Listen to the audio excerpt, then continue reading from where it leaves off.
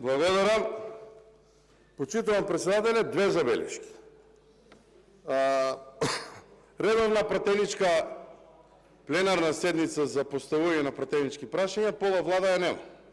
9 министри беа досега присутни. Работата на тука треба да се денес. Нека работа другите 29 дена премиере.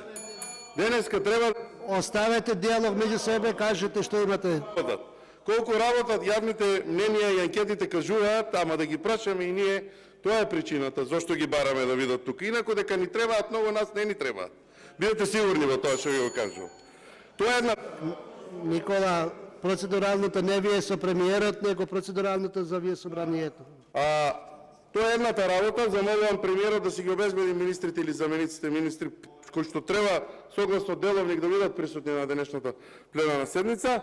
И втора работа, обструкцијата на работата на собранието, посебно на делот на пратенички прашања, продолжува и овој месец.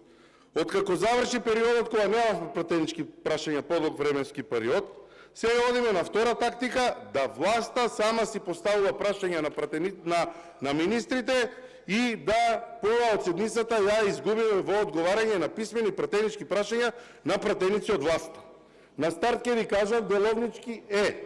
Меѓутоа, минатата седница 41 пратеничко прашање на иста пратеничка за одредена проблематика за која што не спорам дали е исправна или не. На денешната седница 25 писмени одговори на пратенички прашања на истата пратеничка. Или вкупно 66 одговори на пратенички прашања.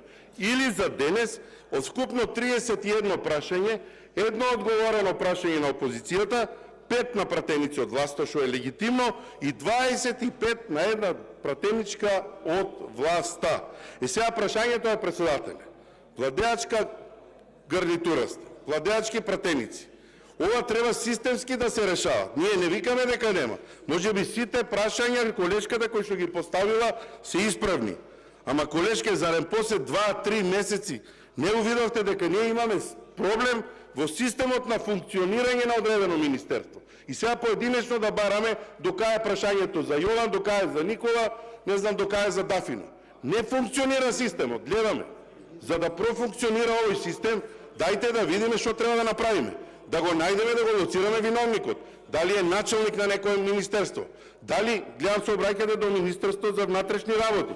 Ајде да поднесеме интерпелација заедно колешки од власта до министерот. Не му функционира системот.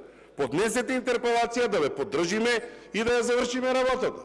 Вака останува секој пратенички прашања, ние да седиме и да слушаме за поединечни проблеми, што не викам дека не се оправа. Ама обструкција на пратеничките прашања